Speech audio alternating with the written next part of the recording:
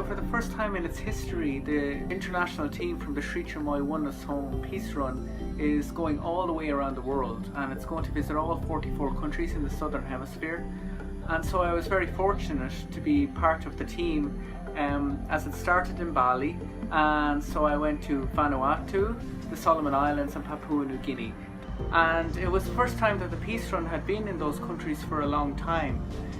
One of the beautiful things about the three countries that we were in, culture there is Melanesian, and it's very much a face-to-face culture. We had done quite a lot of work beforehand, trying to get in touch with various people, through phones and email and what have you.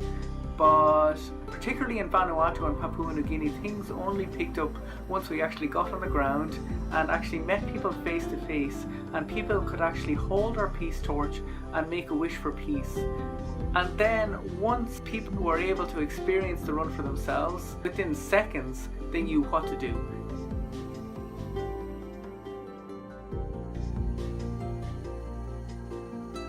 And I think this is the magic of the run. Immediately when people see this burning torch, they feel what the run is all about, this shared yearning for a better world. Because everybody has that yearning. It's something that cuts across different religions and cultures.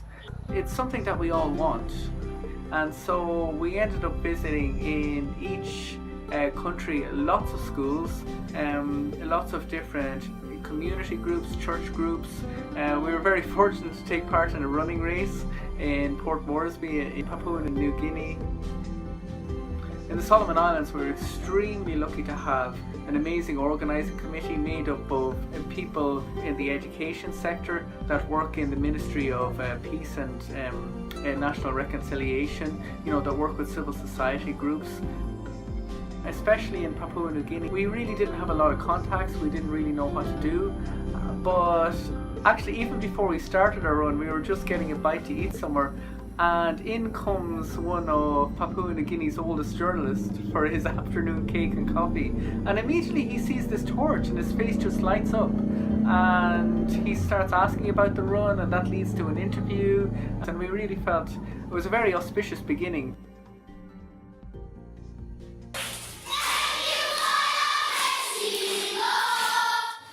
So while we were in the Pacific Islands, we visited a lot of schools. For Sri Chinmoy, he really felt that children held the key to the future, that children embodied promise. Very often we hear people worrying about handing on a better world for our children. When you visit a school at the Peace Run, you feel that actually children are the embodiment of that better world, that they have the potential to bring a much more peaceful and much more harmonious world than we are so far able to bring. So when we come to a school, sometimes we have a busy schedule, we may enter a school, we're a little bit tired, but somehow the energy, the enthusiasm of the children, we never fail to leave a school, full of energy, full of hope in the future of the world.